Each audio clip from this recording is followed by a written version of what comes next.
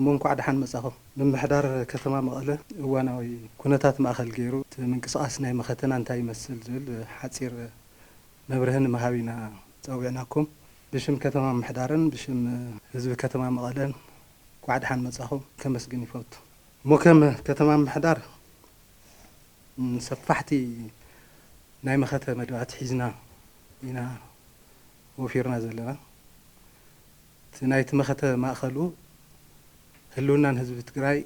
هلونا دحنتن حزب تግራይ وحس ام مغبار زطنطنا እዩ እዚ ክንብል ከለና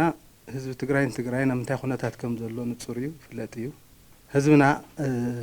ፈቀዱ ተሰዲዱ ተበቲኑ ካብ መረበቱ ተፈናቂሉ ኣብ ዝተፈላለዩ አይዲፒ ኣብ ኬንዳታት ብፀሓይ ቁርጥ ሜት ይረግፍ ኣሎ ግዛኣታዊ ሓድነትና ተሸራሪፉ مريتنا بقبت تتحيزو لعل 400 تاو مريتنا بورر تحيلتات تتحيزو حزبنا تمليسو زلاقي هيوتو خير رقاقص او زلوون نጨፍጫፍ نحدقا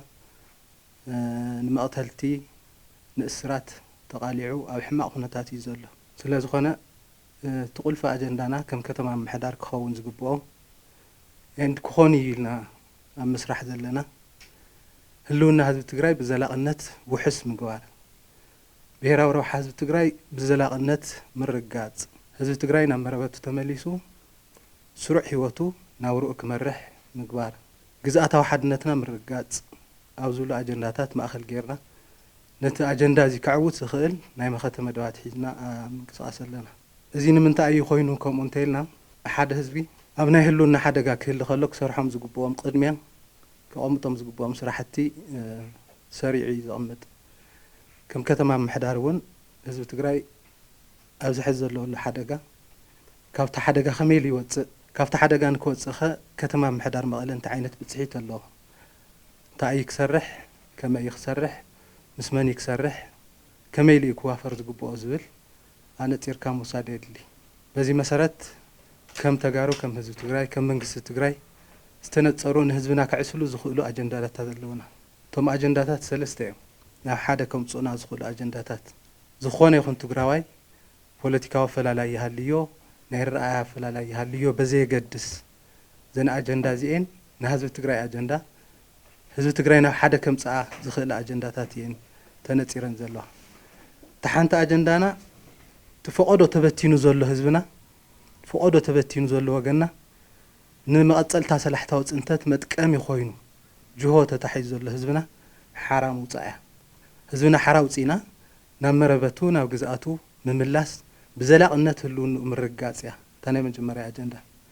እዚኣ ዘይፈቱ ትግራዋይ የለን ነዚኣ ዘይድግፍ ትግራዋይ የለን ተመዛበለ ህዝብ ናብ መረበቱ ምምላስ አጀንዳ ተጋሩ እዩ ልዕሊ ኩሉ ቅድመ ኩሉ ድማ አጀንዳ ናይቲ ህዝብ ትግራይ ክድሕን ዝደሊ አካል እዩ ዝኸውን ተሓንተ አጀንዳና እዚኣ ከም ህዝብ ክናዓስላ ከም ህዝብ ክንረባረበላ ዝግበአና አጀንዳ እያ ተኻለይቲ አጀንዳና ግዛኣታዊ ሓድነትና ተሸራሪፉ ተወሪሩ ኣሎ ትግራይ ከም ትግራይ ናተሸርመመት ናተቆርመመት ጂኦግራፊካሊ ክትዕፀ ዝነበራ ትሕዝቶ ታሪኻዊ ጥንታዊ ትሕዝቶታት ቦረርቲ ሓይልታት ክትሓዙ ብጂኦግራፊ ክትሸማረር ኣብዚ እቶ ዝበሃል ትርጉም ዘይብሉ ዓቕሚ ክኸውን ተገይሩ ከምኡውን ይስራሕ ኣሎ ንኽግበር ዘላቕነት therefore ግዛኣታዊ ሓድነትና ናይ ምርጋጽ አጀንዳ ሉዓላውነትና ናይ ምርጋጽ አጀንዳ ተኸላይ አጀንዳና እዩ ከም ተጋሩ ግዛኣታዊ ሓድነቱ ክረጋገጽ ዘይደሊ ዝኾነ ይኹን ዓይነት ትግራዋይ ኣሎ ኢልካ ምውሳድ ኣይከኣልን ድሌት ህዝብ ትግራይ ድሌት ተጋሩ ቅንዕና ዝሓዘ ትግራዋይ ግዛኣታዊ ሓድነት ትግራይ ኣብ ምርጋጽ ልዑል ተራን ብጽሒትን ሒዙ ቃለስ ዝግብኦ እዩ ታሳልሰይቲ አጀንዳና ብታሪኽ እውን ተጋሩ ናኽበርና ዝመጻና መሰል ዓርሰ ወሳነና ምርጋጽ استمالئ مسل عرس وسان ህዝብ ትግራይ ምንት መሰል ዓርሰ ወሳነኡ ብዙሕ ዋጋ ናኸፈለ መጽዩ ካብ ታሪኽና እውን ዝኾነ ይኹን መግዛእቲ ኣይንቕበልን ዝኾነ ይኹን ብልዕለና ክጽዓን ዝደሊ ሓይሊ ኣይንቕበልን ንሕና እውን ንሕና ከም ተጋሩ እውን ንዝኾነ ይኹን ህዝቢ ንዝኾነ ይኹን ሓይሊ ኣብ ልዕሊኡ ቸቸ ክንብል ክንጽዓኖ ኣይንፈቅድን ባህልና እውን ኣይኮነን therefore ከም ተጋሩ ዝተማልአ መሰል ዓርሰ ወሳነና ምርጋጽ ሓበራዊ ኣጀንዳ ኣለና ኢልና ንወስድ እዚ ከም ተጋሩ ንወስዶ ኣጀንዳ ኮይኑ ምምሕዳር ከተማ መቐለ ነዘን ኣጀንዳታት እዚአን ንምዕዋት ሰፊሕ ናይ መኸተ ስራሕቲ ይሰርሕ ኣሎ ሰፊሕ ተሓደ ናይ መኸተ ስራሕቲ ብሄራዊ ጻውዒት ተገይሩ ንመንግስቲ ንጉዳኣትና መሐከሚ ንተመዛበልትና እግሪ መትከሊ ተባሂሉ ብሄራዊ ጻውዒት ኣብ ዝተጸውዐ ምምሕዳር ከተማ መቐለ ህዝቢ ነቐኒቑ ሰፋሕቲ ስራሕቲ ሰሪሑ እዩ ኣብኡ ክተኣኻኸብ ዝግብኦ እቶት እውን ልዕሊ 9 ሚእታዊ እቶት ኣተኣኻኺቡ እዩ በቲ ልኡኽ መሰረት ነቲ ኣጀንዳ መኸተና ክዕውት ይኽእል እዩ ነቲ ዘዕስለና ኣጀንዳ ክዕውት ይኽእል እዩ ኢሉ ዝኣመነሉ ህዝቢ ተሰሊፉ ተወዲኡ ተንቀሳቒሱ ይዕውት እዩ ካልኣይ ኣብዚ ኸይዲ መኸተ መስዋዕቲ ዝኸፈሉ ኣብዚ ኸይዲ መኸተ ኣካሎም ዝጎደሉ ወገናትና ብጾትና ተጋደልትና ተጠቃምነቶም ምርጋጽ ስለ ዝግባእ ከም ከተማ ምሕዳር ንስድራ ስዋኣት ንኣካል ጉዳኣት ፍልይ ብዝበለ መልክዑ ቅድሚያ ሂቡ ልዕሊ 150 ሄክታር ብምሽንሻን ንሕድሕድ 140 ካሬ መንበሪ ኣባይቲ ተጠቃሚ ገይሩ እዩ እዚ እውን መምርሒ መሰረት ገይሩ እዩ ተጠቃምነት ስድራ ስዋኣትን ጉዳኣት ኩናትን ተጠቃምነት ሃርበኛታት መምርሒ መሰረት ገይሩ ቅድሚያ ዝኾነ ይኹን ካብኡ ዝርከብ ሃፍቲ ይትረፍ ከተማ ምሕዳር ቅድሚያ ሂቡ ነቶም ስድራ ስዋኣትና ክብሪ እዚ ጥራሕ ኣይኮነን ዝግብኦም ካሊእ እውን ይግብኦም ነይሩ ግን ታዘላ ዓቕምን ታዘላ ርከብን እዚኣ ስለ ዝኾነት ንስድራ ስዋኣትና ከምኡ ገይረታ ናጊድ እዩ ንኣካል ጉዳኣትና እውን ከምኡ ገይረታ ናጊድ እዩ ንህልዋን ሃርበኛታት እውን ብዘላቕነት ናይ ኢኮኖሚ ረብሕኦም ንምርጋጽ ልዕሊ 11,000 ተጋደልቲ ኣብ ግንባር ዘለዉ ኣብዚ ብደጀን ተወዲቦም ተዋፊሮም ዘለዉ ኮታስ ኣብ መኸተ ትግራይ ጠጠው ኢሎም ዝጋደሉ ዘለዉ ተጋደልቲ ሓርበኛታት ልዕሊ 11,000 ናይ ዕደጋ ማእኸላት ሂቡ እዩ ኣጫሪቱ ሂቡ እዩ ተጠቃምነት ንምርጋጽ እዚ ኣካል ናይቲ መኸተ እዩ ክትምክት ከለኻ ጎና ጎኒ ናይ ልምዓት ናይ ተጠቃምነት ስራሕቲ ምስራሕ ስለ ዝግባእ ብቐጸልቲ ዝሓዝናዮም መደባት እውን ኣለውና ሸኺልና ንዕድሎ ዕፃዋ ዲቕና ዝሃብናዮም ን4,080 ስድራ ስዋኣት መናእሰይ እውን ኣለውና ኣብ ሰሜን ከባቢ ናብ 3,000 ከባቢ መጠሻ ንህቦም ኣብዚ 2-3 መዓልቲ ውሽጢ ኣካል ናይቲ መኸተ እዩ ስለ ዝኾነ ኣብ ከተማ ምሕዳር ኩሎም ዝዕዮ ዕዮታት ኩሎም ዝስርሑ ስራሕቲ ነቲ መኸተና ትርጉም ብዝህቡ ቅኒት እዮም ዝምርሑ ነቲ መኸተናስ ንህልውና ህዝቢ ትግራይ መድሓንስ እንታይ ዓይነት ብፅዒት ኣለዎ ከመይ ህልውናና ንምርጋጽ ከመይ ኣስተዋፅኦ ይህልዮ ብዝብል እዮም ዝምርሑ ማለት እዩ ብተወሳኺ ኣብ ከተማና ብዝተፈላለየ ናይ ፌደራል ዕፅዋ ክልከላ ነዳዲ ብክልከላ በጀት ጠጠው ኢሎም ዝነበሩ ስራሕቲ መሰረተ ልምዓት ምስ ህዝብና ብምምኻር ምስ ነጋዳይ ማሕበረሰብ ብምምኻር እቲ ናይ ነዳዲ ሕፅረት ነጋዳይ ማሕበረሰብ ክሽፍኖ ብምግባር እቶም ስራሕቲ ተጀሚሮም ኣብ ገሊኡ እውን ተመሪቖም ርኢኹምዎም ኢኹም ሕዚ እውን ከምኡ ይቕፅሉ ኣለዉ እቶም ስራሕቲ ይቕፅሉ ኣለዉ ተጠናኺሮም ናይ ኩሓ መንገዲ እኒአና ዝተወንዘፈ ንሱ ክነቐፅሎ ኢና ኣብ ዝተፈላለዩ ከባብታት ተበላሽዮም ወይ ተቆሪፆም ዝፀንሑ ፅርግያታት ኣለዉ እዚኦም እውን ክነቐፅሎም ኢና ሕዚ ድማ ኣብ 2 ወርሒ ውሽጢ ክስርሑ ዝግብኦም ስራሕቲ 1-2-3 ተባሂሎም ከም ናይ ክረምታዊ መደብ ብሰፊሕ ናይ ሓፋሽ ምንቅስቃስ ክስርሑ ዝግብኦም ናይ ሓምለዋይ ልምዓት ናይ ፅሬትን ፅባቐን ናይ እቶት ምትእኻብ ክረምታዊ መደብ እቶትን ንግድን ምትእኻብ ስራሕቲ ተጠናኺሮም ክስርሑ ምርዳእ ተገይሩሎም ናብ ተግባር ካብ ሓምለ 1 ናብ ተግባር ክጅምሩ ምድላዋትና ኣጠናቂቕና ኣለና ጎና ጎኒ ንሳቶም ኣብ ህዝብና ሕማቕ ኣንፀርፅሮ ተፈጢሩ ዘሎ ሰናይ ምሕዳር ጠንቂ ኮይኑ ዘሎ ተግባር ግዕዝይና ክራይ ኣካብነት ውራ መሬት ካልኦት ግልጋሎት ቤት መዘጋጃ ካልኦት ኩሎም ንህዝብናስ ንመኸተ ድልው ከይኸውን ዘንፀርፅሩ ዘስካሕክዑ ንሰናይ ምሕዳር ጠንቂ ዝኾኑ ኣጀንዳታት ፈሊና ርብርብ ክንገብር ተዳሊና ኣለና በዚ ኣጋጣሚ ሚድያታት እውን ኣብ ንገብሮ ናይ ስራሕቲ ርብርብ ደገፍቲ ኮይንኩም ዝረኣየኩም ርእቶታት ንሃብኩም ነቲ ልምዓት ቅድሚት ክወስድ ዝኽእል ልዕሊ ኩሉ ቅድሚ ኩሉ ድማ ነቲ መኸተና ከጠናኽር ብዝኽእል ትግራይን ህዝቢ ትግራይን መኪቶም ስዒሮም ተንዘቐመጥናየን ኣጀንዳታቶም ዓዊቶም ክወፅሉ ዝኽእል ድጋፍ ከም ትገብሩ ሙሉእ ተስፋ ኣለኒ ከም ከተማ ምሕዳር أو كلهم ناي مخت عينتات ننطفلنا أو مسلافون سراويتنا بحيل سبب متنخر سراحتي توادد ملكعو تجراي كتهل انت خوينا تجراي ناي مدر دار عقما كبرخ انت خوينو تجراي سجر مخته كتريوز جبا بهجا عوت كخو انت خوينو كل عينت مدلاوي خاتجبر كله أو قنع بوستشر أو قنع أمنا نخلو نجار مكيتو صير كوز زخيل عقم فتير كأخات وز سعير كا تداخم كموصا نتجراي بزلاقنة زقص ليكونه سعير كا حيل خابتاتين كموصا نتجراي بزلاقنة هلونا عن دحننا تانو حس جبر يكونه بهرا وروحاتها زرقاق يكونه سعير كا استمال أمنا حس كا وزيخا مكيت كا عقمتات خطنا خير كا وزيخا ناي مساء تجراي ناي مساء ولدوا تجراي تجارون بهرا وروحاتهم كالرقاق بزخيل ملكعو ما ختخ عوت المقبار استفلالي وسرحتي سرح يوم أو زي حدشتي ململاتات ونكايد يوم نا قالسي كصنبرز جبوم عقمهم تعناهم عدمهم زفكد فيزيكال قمهم زفكد تنطات يوم زمصو ملس تقادلتي كأهاتاتهم استفلالي مخنيات استملس تقادلتي نا أهاتاتهم كأتيو نا مسرعهم كملو أسر بصوتهم كختلو حدر سواتهم كي يعبر أسر بصوتهم كختلو من قصاصات اللو سرحت اللو ازي كم كتما محدار كم منقستون نتصر انفت اللو حزب تግራይ بتاريخو تجديد سؤالي سيفلتن حزب تግራይ بتاريخو بصره ديمقراسي قالس عويته يفلت منقستن ودبن نتصر انفت قميطوم متئمان مسارت زغبره زتملسن زتنطاطبن احدو كملس متئمان مسارت زغبره حدش حيلي نمختنا كطناخر زخيل عقم زلو عقم زفقدو طعناو خنتاتو استرغاغص نام مختنا نتمخته حزب تግራይ كعوت زخيل حيلي ناي متنخار سراويتنا ناي مدغاف مختنا دما بزتمالئ ملكو عوت ناي مغبار سرحتي سرحي ازي اكلت مختي نمنتاينا زي نسرح زلنا زبحال حطوتات كل عالك مصي خيل يخون بزح ترفن مخنياتات اللونا نورحق كيخدنا او قربا زرنا يخنتات اللو نورحق كيخدنا سبع كاري مرأي كالي سبع كاري زلو اي دي بي او زلو حزبنا زحلف زلو سقاي زحلفو زلو مكرا مرأي كالي نورحق كيخدك تجارس نمنتاي نمكت نمنتاي نقالس نمنتاينا توديونا صلاتنا سعيرنا نوصان ول زلناس شحن ميتن مخنيات لنا بزي مخنيات يكوننا كل تمارا صلوانا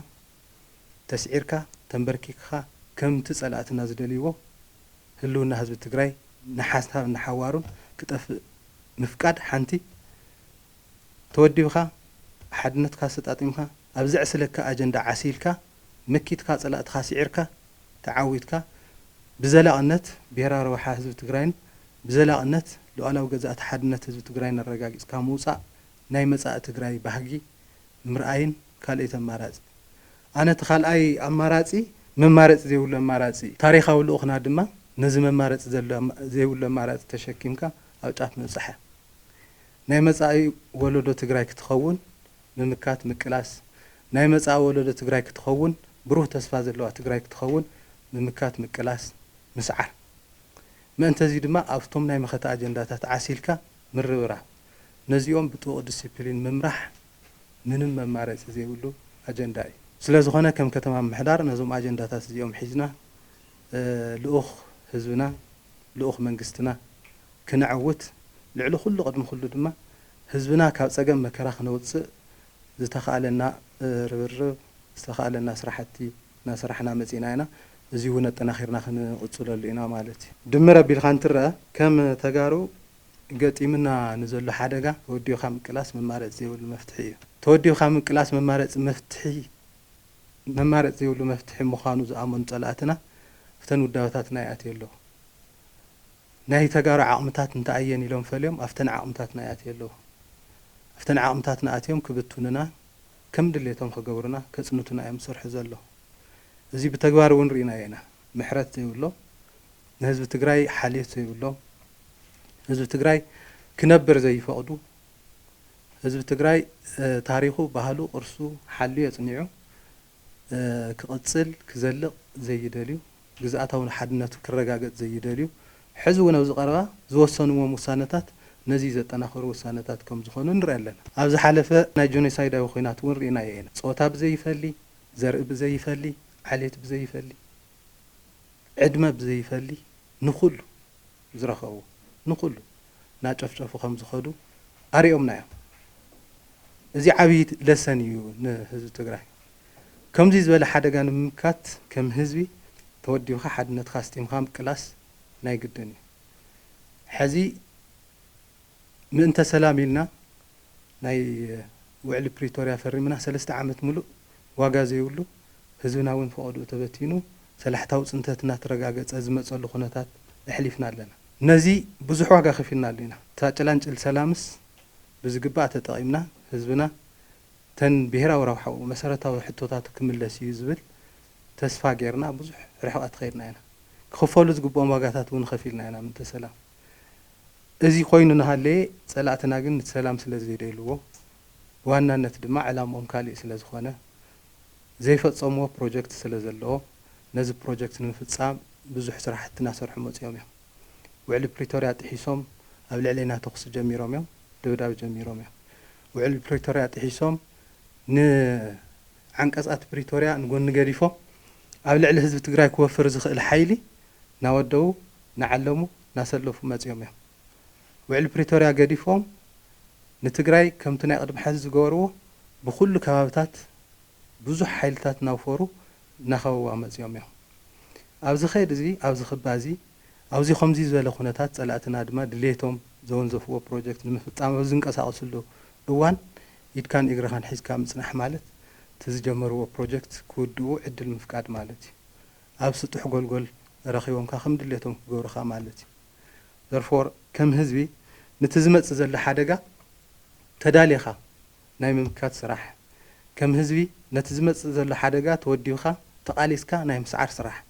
كم هزبي نزمت زل حدقة تخلاخيلكا ناي مزاي بهرا وروحخا ناي مرقات تفتراو مسالي تخونا يخون خندد لي تعامي هاليو كفرار حكا تنعخ لك خلو تفتراو ملسلك كتكلاخليخا نفسخا مدحن لعلو خلو مكلاخالخا عودك خون دما توديوخا كتكلاخل عمتات خدنا خير خد كلاخل كلهم ناي مختا عمتات نا حدا مصي خا كتكلاخل عوت زخونه قالس كتكبر ناي وداوتات خامت نخار كدلي حدنت خامت نخار كدلي ازي مالت تفلالي رأياتات كل يخول يوم تفلاليو ناي بوليتيكاوي قوامات كل يخول يوم تفلاليو تحساساتات كل يخول يوم زيهم كلهم حدا يكون حدا عينت يكون مالت يكون مانيفاكتشرد يكون مالت يكون اب حدا زغور اجنداتات لعل خل قدم خل دما أنا بهرا وربح حزب تجري مقمار مطلع واقع يخفل يو حدا كجورنا زخول أجندات نتيرنا حدا خوينا نتي زنسلال زل حدا جا ممكات ناي جدن كجبر زجوب ويو زل ملأختن محلافيو كبرت هؤلاء تسفاي بحال أبزي قرا معلتات أب كتمام غلس ترأيو نجرحت جن من الوقت نكأنس نتقال سون عن كفتي ناي مخان تقولو زلوهم تريتات كم زلوا أب محبر مداون نتزاور صنحلا زي أبتي حزب تجري زلوا ناي دبلوماسيا وكالسيا مراسي على توس عنده أي فترندو زغنات هذه كمير إخمو إسك حزب خرج ممكن تاتا مصراي كتاي مسل بالمبريك كتون عيدلي يعني اللي أب محبر ميديا أب سمين كفلة كتما قبل زي رح مشت ترى إيفنت بمحبر ميديا يتحلل في نيرو أو ترى كيس حقتاتهم تأيو نمنتاي خو مخينو تصاري خنتاي ترخيو وزبل حتى محتاج تخكليو كم كتمام محدار تخونتات كقاطم خلو ጉጅለ ጣሽና ኢና ሰዲድና ንምንታይ እዩ ከምኡ ኮይኑ ታይ መበገስ ፀገሙ ናይቲ ፀገም መንስኤ ከንታ እዩ ዝብል ክንርኢ ፈትሽና ኢና ዝፈለናዮም ተሓታትነት ክነረጋግፀሎም ዝግበአና እውን ኣብ ከይዲ ምውዳእ ዘለዎ ኣለዎ እቲ መሰረታዊ ትሕዝቶ ግን እቲ ኣጀንዳናስ تعبي أجنداس نتأيو مسارته وتحسته كم تجارب زلنا لخونات نتأيو مسارته وتحسته كم تجارب زلنا لخونات نمفتحها ونجورا قالسين تعين تشالنج جات منا له تشالنج نسو كابي إيزو جس مرأي كلين هاي أت برود حر سبيسيفيك أفتو خونات زجات أمن تأي جات يمو كمل يجات يمو زول زر كفتني لعله خلو قدم خلو أفت مخت كيدنا مخاته حزب تجري زدقف حالي نمخاته حزب تجري عود كخون ዝጽዕር ዝቃለስ ኩሉ ነገሩ ዘወፍ ሓይልኒ ኩሉ ነገሩ ህይወቱ ንብረቱ ኩሉ ሙሉ ትግራይስ ነቲ በጽሕዋ ዘሎ ሓደጋ ነቲ ዘላትሉ ሓደጋ ብመሰረቱ መፍትሒ ክረክብ ሕቶ ህዝቢ ትግራይስ ብመሰረቱ መልሲ ክረክብ ተኾይኑ ድማ ተቃሊስካን ምዃኑ ኣሚኑ መስርዑ እናመልአ ኣብ ዝተዋሃቦ ልኡኽ ተዋፊሩ እናሰርሐ ዘሎ ሓይሊ ኣሎ ትዝበዝ ሓይሊ እዚ ድማ ህዝብና ኦውን ዝገበሮ ዓቕሚ ውሕዳት ድማ ነዚ መኸተዚ ብዝኾነ ይኹን ምኽንያት ከተዓነቕፉ ዝመኸተዚ ዕውት ከይኸውን ናይ ጸላእቲ ልኡኽ ሒዞም ዝወፈሩ ሓይልታት ኣለዉ እዚ ክበሃል ከሎ ጸላእቲ ናይ ተጋሩ ዓቕምን ሓይልን እንተኣዩ ኢሎም ፈልዮም ተጋሩ ክብቱና እዮም ወፊሮም ዘለዉ ተኣይተ ዓቕሞም ናይ ተጋሩ ዓቕሚ ውዳበ እዩ ኣብ ውዳበታትና ይኣትዩ ኣለዉ ናይ ተጋሩ ዓቕሚ ትካላትና እየን ኣብ ትካላትና ይኣትዩ ኣለዉ ኣብ ትካላት ሃይማኖት ይኣትዩ ኣብ ትካላት ውድብ ይኣትዩ ኣብ ትካላት መንግስቲ ይኣትዩ ንዝሓለፈ እዋን እውን ኣብ ትካላትና ኣትዮም ከመይ ኢልና ብግዜያዊ ምሕዳር እናተመራሕና ፀኒሕና ኩሉ ሲስተምስ ሎስት ጌርና ኣብ ምንታይ ኩነታት ከም ዘለና ንፈልጥ ኢና ስርዓት ዝበሃል ጠፊኡ ተሓታትነት ጠፊኡ ናብ ዘየድሊ ሕቱኽቱኽ ናብ ዘየድሊ ኣጀንዳ ኣቲና 3 ዓመት ምሉር ኢና የና ናይ ጸላእትና ድሌት እዚ ኣብ ትግራይ ስርዓት ከይህሊ ኣብ ትግራይ ተሓታትነት ከይህሊ ኣብ ትግራይ ድልዱል ውዳበ ከይህሊ ህዝብስ ዝተበተነ ህዝቢ ኮይኑ ከለላ ክኾኖ ዝኽእል ውዳበ ትካል ከድሕኖ ዝኽእል ውዳበ ትካል ከይህሊ ቀትርን ለይትን እዮም ዝሰርሑ ዘለዉ እዚ ስራሕ እዚ መስቲ ሕዚ ዘጋጠመ ኣተሓሒዝና ክንሪኦ ማለት እዩ ሓንቲ ናይ መኸተ ቁልፊ ኣጀንዳና እታ ምስላፍ እያ ምስላፍ ንመኸተና ዘለዎ እጃም ብፅሒት ትፈልጥዎ ኢኹም ኣብ ዝሓለፈ ቃልስና ኣብ ዝሓለፈ እቲ ናይ ጆኖሳይዳዊ ፅንተት ኩናት ከመይ ከም ዝመከትናዮ ከመይ ሰሊፍና ህዝቢ ዕሲልና ከም ዝመከትናዮ ትፈልጡ ኢኹም ናይ ምስላፍ መደብና ድማ ፍጹም ዲሞክራሲ ብዝኾነ ምትእማን መሰረት ዝገበረ ይኽድ ዝብል መንግስትን ውድን ኣንፈተ ኣሚጡ ይምራሕ ዘሎ እዩ ኣብዚ ዝኾነ ይኹን ዓይነት ፀቕጢ ዝኾነ ይኹን ዓይነት ፀረ ዲሞክራሲ ተግባራት ከይህሊ ኦሪንቴሽን ተዋሂቡ እዩ መምርሒ ወፂኡሉ እዩ ስልጠናታት እውን ተዋሂቡ እዩ ግንዛበታት እውን ተፈጢሩ እዩ ዝኾነ ይኹን ህዝቢ ትግራይ ኣብ ታሪክ ቃልሱ ኣገዲድካ ይተቃልሶ ኣገዲድካ ይተጋድሎ መጋደሊ ዕላማ እዩ ዝደሊ ህዝቢ ትግራይ ሕዚ እውን ንጹር ዝኾነ መጋደሊ ዕላማ ኣሎ ነቲ ንጹር መጋደሊ ዕላማ ኣጀንዳ ጌርካ ምስ ህዝብካ ተረዳዲእኻ ናብ ቃልሲ ክወፍር ተሓድሽ እውን መስርዕ ክምልእ እቲ ካብ ኣሃዱኡ ዝመፀ እውን ናብ ኣሃዱ ኣትዩ ምስ ብፆቱ ተሓዊሱ ንታሪኻዊ ሕድሪ ተሸኪሙ ከዕውት ንጹር ኣንፈት ኣለዎ ኣብ ናይ ዝሓለፈ ናይ 05 ዘጋጠመ ተሓቂ ክልተ ዓይነት ተዓለምቲ ሓደ ሓደሽቲ ተዓለምቲ ነይሮም ንበይኖም ካልኦት ድማ ካብ ኣሃዶኦም መንጠብጢቦም 26 ዝኾኑ ንበይኖም ሓሙስ ምሸት ኣትዮም ሓዲሮም ኣብ መፅንሒ ኣብኡ ምግያሽ ኣሎ እቲ ምግያሽ ድራር መስተንግዶ ሻሂ ዘተኣናግዳ ኣለዋ ኣብ ኣዴታት ኣትየን ዘተኣናግዳ እስካዕ ናብ تعليم كفلي وينا أحدهم زخدو زت أنا قدر له نجوه توم حدش تعلم تخيله نا تعليم توم كا أحدهم تنتواتي وهم زموتو عارفينهم متصراي تجيرو كافتم 26 توم شدشته مردات له خدو زي يخلو مخانم ترجعيزو نا هزو نا سدرهم كمل استجير توم 20 ناو أحدهم كملوا سلسلة جباء ورنيلهم تمليو بروفايلهم تتحيزو ناو خدوا زجباء أم سفرنا هاللي بدقة بستقالنا ورا أجندة تزرع مخنا تفتيري أبزي حدي روميو عرفي دوميو تأنا جدوم عرفي دوميو عرفي دوم نامكينا سفر خلو بدقة خوينهم أوركستريس جوار وت أجندة عنتوي تقصوا أكلنا يتمختنا مدخن تمختناس ندحريت نايم ملاس تمختناس نايم مصلا كافت مصلا مبيلكا كركب زخيل ولك أو روحة نوع قديمك ناي حزب تجري أجندة ناي واقع داقة مقرأ وفيرهم زلوا حيلتات كتقوم اللي خيلهم يوم مالتي كناويرهم هوي كفتر جيرهم تطايمهم لتأجندة ንሱ ከምኡ ክኸውን ነይርዎ ዶ ኣይነበሮን ካልእ ጉዳይ ተጻሪዩ ኣብኡ ብደገን ብውሽጥን ኣመሓወርና ኣመራርሓና ዝተፈጠረ ክፍተት ስሕተታት እንታይ እዩ ንሱ ኣጻሪና ኣለና ናብ ተሓታትነት ክነስግሮ ኢና ኣብ ደገ ዘሎ ናብ ውሽጢ ዘሎ ኩሉ ነቲ ኩነታትስ ዘይምስሉ ክመስል ዝገበሩ ኣክተርስ ኣብኡ ዝተሳተፉ ኣክተርስ ርኢኻ ጻሪኻ ተሓታትነት ምርጋጽ ከድሊ እዩ ብመሰረታዊ ትሕዝትኡ ግን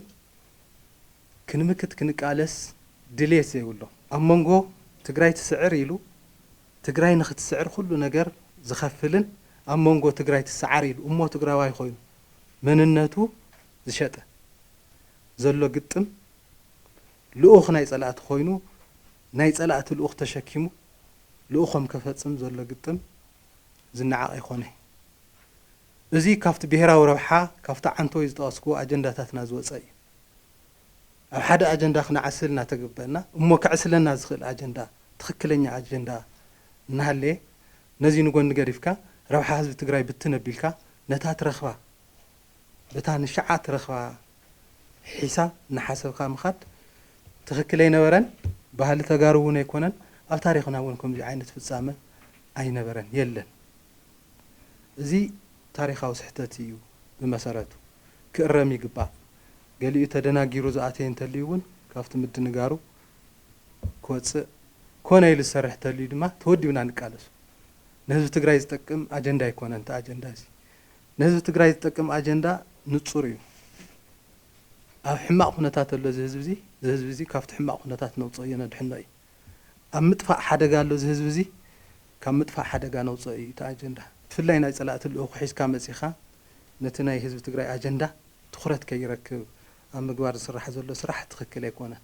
እታ ናይ ሰሜን ዘጋጠመት እውን በዚኣ መልክዕ እያ እዚ ክብል ከለኹ ግን እቲ መንግስትን ውድብን ዘምፅኦ ኣንፈት ብትኽክል ኣብ ታሕቲ ወሪዱ ይሰርሕ ኣሎ ብኡ ልክዕ ይኸደ ኣሎ ማለት ንማል ኣይኮነን ኣብ ገለገለ ሓላፍ ዘላፍ ኣሎ እዚኦም ብፍጹም ተቐባልነት የብሎም መንእሰይ ትግራይ ህዝቢ ትግራይ መጋደሊ ምኽንያት ኣሎ መሊኡ ዝፈሰሰ መጋደሊ ምኽንያት ኣሎ ነዚ መሊኡ ዝፈሰሰ መጋደሊ ምኽንያቱ ኣሚንካ ዕላምኡ እንታይ ምዃኑ ረዲእኻ ናብ ሓደ ምፂኻ ክስለፍ ክምክት ምግባር እዚ ድማ ብዲሞክራሲያዊ ኣገባብ ብምትእማን ክፍጸም ምግባር ናይ ግድን እዩ ኣብዚ ተንዝረኣያ ተግባራት ርኢኻ ምእራም ምምሕዳራውን ሕጋዊ ስጉምትን ምውሳድ ናይ ግድን ክብል እዩ እዚ ብቐጻልነት እናስራሕናሉ ንኸድ ኢና ኣብ ታሕቲ ክወርድ ከሎ ተፈጻጽምኡ ከምቲ ካብ ላዕሊ ወሪዱ ብምሉእነት ብምትእማንን ብዲሞክራሲያዊ ኣገባብን ይፈጸም ተባሂሉ ዝወረደ ምሽራፋት ኣለዎ እዮም ንርኢ ኣለና ኢና እቲ ሓደ ኤለመንት ዝረአናዮ እውን ኣብ ዝተፈላለዩ ከባቢታት እዚ እዩ እዚ ናግድን ክእረም ኣለዎ ክንእርሞ ኢና ድማ ልዕሊ ኩሉ ቅድሚ ኩሉ ዘገድሰና ግን ዝመኸተ እዚስ ይተዓወት ዶ ኣይተዓወት ህዝቢ ትግራይስ ትዝሓስቦ ናይ መጻኢ ትግራይ ይገሃደሉ ዶ ኣይገሃደሉ ይርአይ ዶ ኣይርአይ ከም ተጋሩ ክንቃለስ ዝግበአና ህዝቢ ትግራይ ትሕዝ ዘለዎ ኩነታት ኣይምጥኖን